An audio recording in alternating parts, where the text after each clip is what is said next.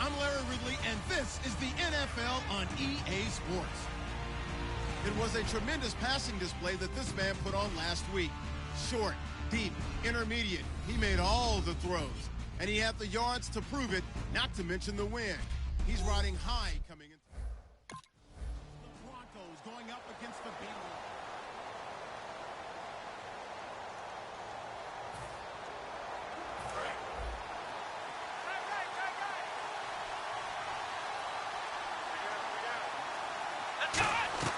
Now a play fake here on first down. And the catch made. This is Emmanuel Sanders.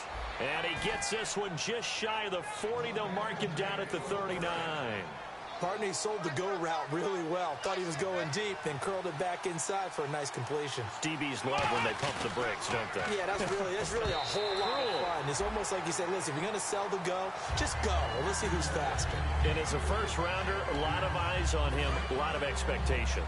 And he has to play well in his rookie year. Those days of coddling guys and bringing them along slowly, those days are long gone. When you're drafted in the first round, they expect you to play right away, and the community's eyes and fan base, they'll be on you the entire way. Really, it's a solid draft class from a year ago. They were able to address some key weak spots on their team and fill in some holes. And they were able to identify the players they wanted early in the process. Got a little bit of luck, as some guys may have fallen to them, but for the most part, knew their philosophy and stuck to it. On the crossing route, he hits Demaryius Thomas. And he's brought down after a good game. He's come a long way since his time at Georgia Tech. What did he run at Tech? He ran hitches and go routes, essentially. Yeah. I mean, but he ran them really well. He averaged well over 20 yards a catch while he was there. And he still creates downfield in the NFL. That big body and that willingness to go catch the football. He's pretty impressive. And his friends call him Bebe, the nickname his uncle gave him back in the day. And 2nd and 10, he'll look to throw again. And that one got tipped, kind of threw everything off. It brings up 3rd. Can this defense get the stop on the opening drive? Here's 3rd and goal. An extra defensive back on the field here for 3rd and goal. He'll drop to throw. Incomplete. He had his hands on it but couldn't pick it. But it's not.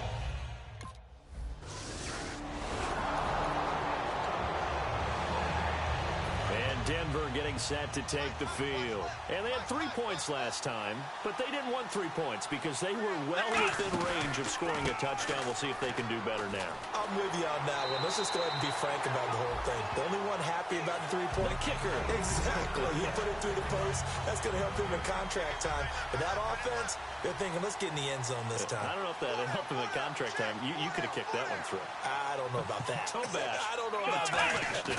Super toe. Now he'll look to throw here on 2nd and 10. And the hit jarred it loose. It's incomplete. We know it's not an easy job to go out and catch passes when people are trying to tackle you and knock the ball away. But the bottom line is, that's a pass he's got to have and a pass he should have caught. They'll look to throw here. Got him in. He finds Sanders. A really nice gain of 25 yards. Well, we know he's got the speed there. He needed the speed and the hands. A great catch. And because of that speed, you have to respect it as a defender. So you have to either play off or make sure you're somehow in contact with him, and he's able to do exactly what you said. Use the speed to his advantage and go up and get the football. That's a big-time play right there. All defenders get tired of hearing about their lack of hands and why they're playing defense instead of offense. But in this situation, it was the hands that made the play. Batting the ball away on an attempted touchdown pass, excellent job. Way to knock it down. And he's brought down. It's a 10-yard gain there, and it sets him up now 1st and goal. I think we have to give credit to him for buying time and extending the play. But, you know, there's some really upset defenders on that one. They thought that they had him. Instead, he was coated in Teflon and got away. Flushed out right. Got his man. It's Thomas. Touchdown, Denver. Demaryius Thomas.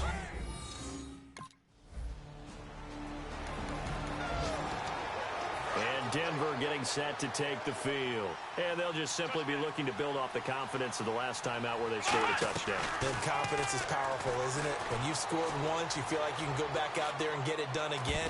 Doesn't matter what the defense throws at them. They feel like they're in a groove right now, and they want to get out there and show it. Yeah, hoping to stay in that groove here this go-around. Second down here after the incomplete pass. Thomas, the lone receiver left. He'll try again with the arm here on second down. Escaping the pressure right. Now he'll let it go deep right side. And it's knocked away and incomplete. I like the boldness, and I like that they took a shot downfield, but it was well covered. He was able to get a hand in and knock it away. So here we go now. An extra defensive back in there on 3rd and 10. Out of the gun. They'll look to throw. He's going to try and go deep again. And that one incomplete. Had some position but couldn't hold on.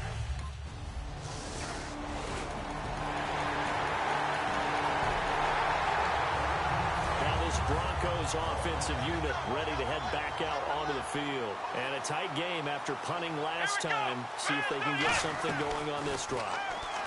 As they head to the field now, with the game this close, you got to feel there's a sense of urgency for them going on offense right now. But they have to do it without letting panic creep in and affect their play. Tremendous coverage there. Just did not catch the football and complete the interception. But what do they say all the time? If he had really good hands, he'd be playing offense. Eluding the pressure right. Now he's going to throw deep right side. He's got it. Hit the 15. And all the way home for a Broncos score. Benny foul.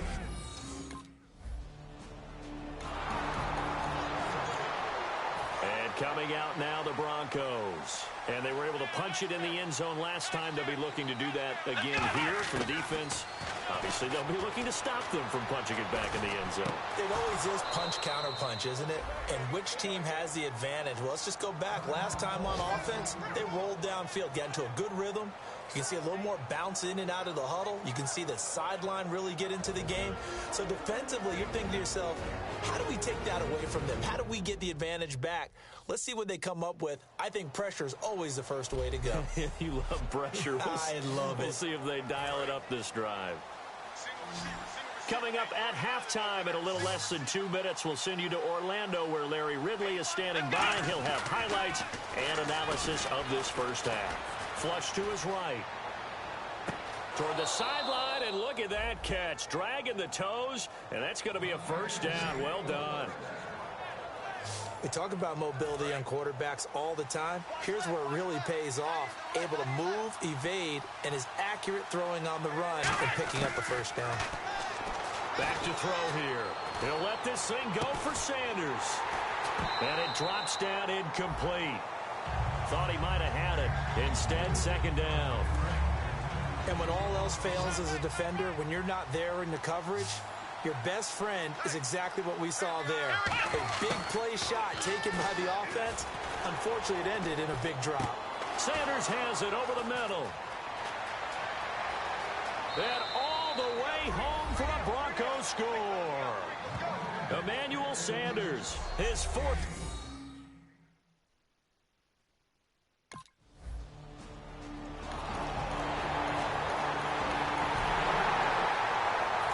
Denver getting set to take the field. And that recipe on their last drive that resulted in a touchdown looked pretty good, so they'll be hoping to do that once more.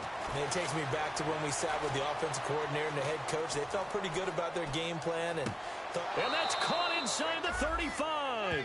A big play there just before halftime. 44 yards. And the young buck showing that ability, that agility to dance outside of the pocket, complete the deep ball.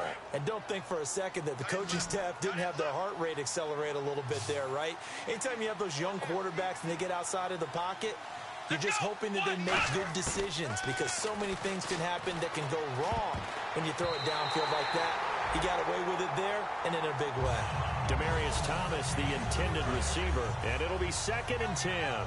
Well, he did almost everything right. Excellent coverage, breaks on the football, just unable to haul it in and take it the other way, so he dropped an interception. The key for him now, don't dwell on it, just move on to the next play. It'll be a 2-yard gain, and that's going to bring up a 3rd down. Well, there really wasn't much there, but a completion is a completion.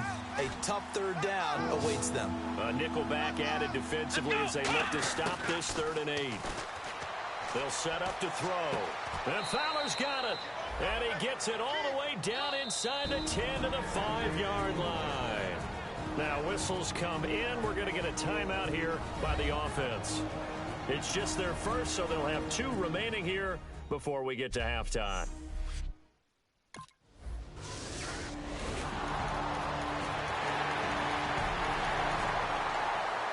So now a look at the Broncos as they head back out there for their first possession of the second half. They have the lead here. Well, we talk a lot about pregame speeches. What are halftime speeches like? For the most part, not nearly as emotional. And he can't find anywhere to go with it, and he goes down. Carlos Dunlap in there to bury him for a loss of 11. Well, so much for setting the tone of the drive offensively. Giving up a big sack that loses that kind of yardage, not a great start. And Green with a catch left side. And they'll bring him down at the 27-yard line. Give him 18 yards on that one. And that'll make it 3rd down. And the numbers, they sort of do the talking. Great game last week. Sharp again here in this one. Sometimes you set habits with how you play, don't you? I mean, you start to put things together, you string them together, and the confidence continues to rise. And guess what? We're seeing that happen. And that's caught inside the 35. And all the way home for a Broncos score. Emmanuel Sanders with his 2nd touchdown of the game and 5th on the year. And the Broncos will extend their lead. In order to lead in a game, you're going to get plenty of contributors, but that's his 2nd touchdown catch of this game. He's one of the key guys in this one. And you better believe he'll be looking for the hat trick here as this one continues to go. Flushed out right, and there's a flag on the play. So they got the 6, now the extra 2 on the conversion.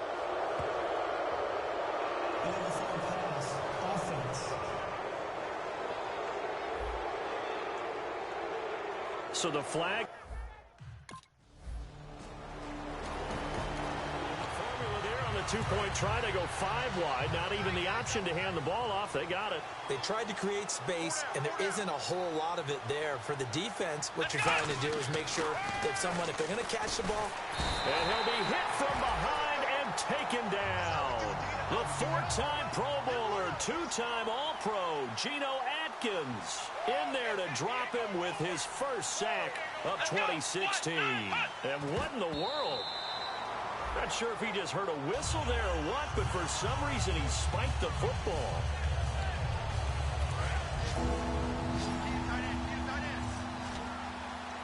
And a nickel look here for the Bengals as they try to defend this on 3rd.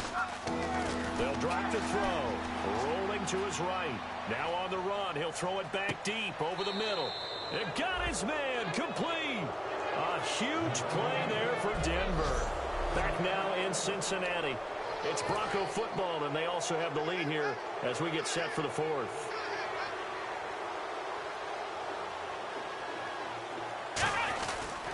First down. Here's the run with Anderson. And he's swallowed up right near the line of scrimmage. No gain on the play. It'll be 2nd down. And in this situation with a lead 4th quarter, they're liking keeping the ball on the ground, I'm sure. That's just smart football, but you know the defense has to know it as well. They've got to stop them here. So now we're going to see that loading the box in a big way. 6, 7, 8, 9, whatever it's going to take, puts a little bit more pressure on your big offensive line. Emmanuel Sanders, the intended receiver. And that's going to make it 3rd down and 10. One thing I know from experience is that when the deep ball is thrown and you're the defender, you've got to fight that little bit of panic that emerges. You've got to play the ball really well. It's a 50-50 jump ball play. And guess what? They took a shot. How are you going to win it?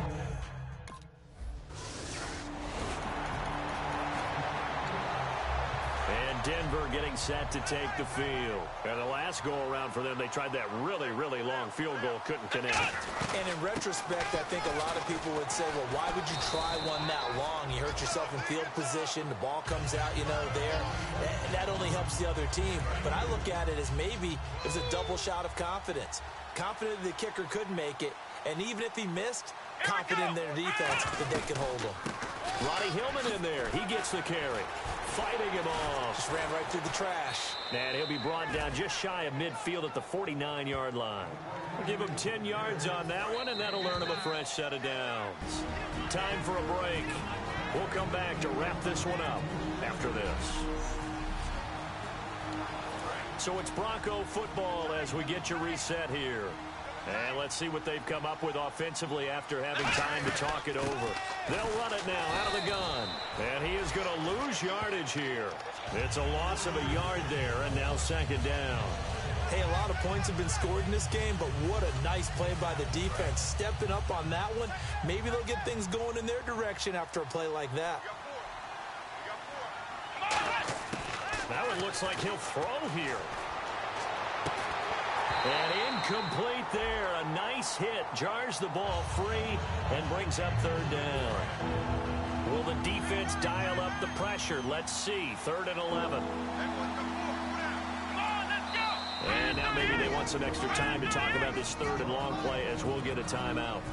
It's just their first. They've got 2 more to use here in the final stages.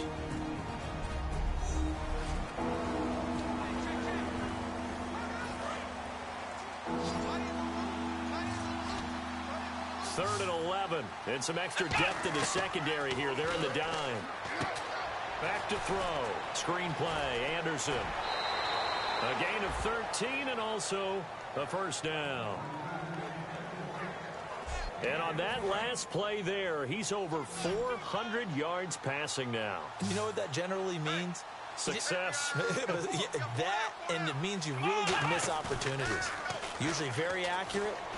The ball's getting to the right place. Guys are making yardage after the catch to help you out that way. I mean, the whole team has picked it up. And don't forget, that means the offensive line has had to pass protect pretty well, too. Yeah, everyone dialed in. Now, after that last play, there's a Bengal down on the field. While the training staff takes a peek, we'll take a break.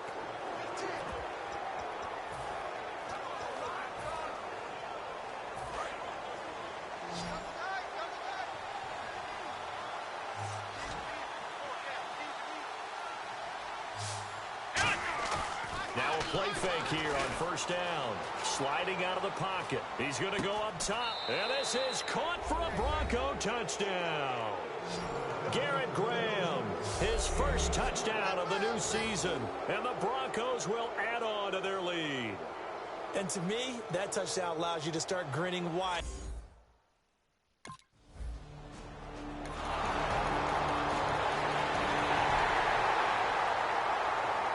So the Broncos coming out now. They have the dream scenario you hope for coming into the game. Just one kneel here, and this game should be over. And it's always the final play of preparation each week. The practicing of the kneel-down formation, the victory formation. We've got a game in hand, and that's all they're going to want to do now. They'll put someone back deep just in case something goes haywire. But all in all, take the snap, kneel down, and shake hands. Yes, get out of there. So they're still at the original line of scrimmage here. 2nd down and 10.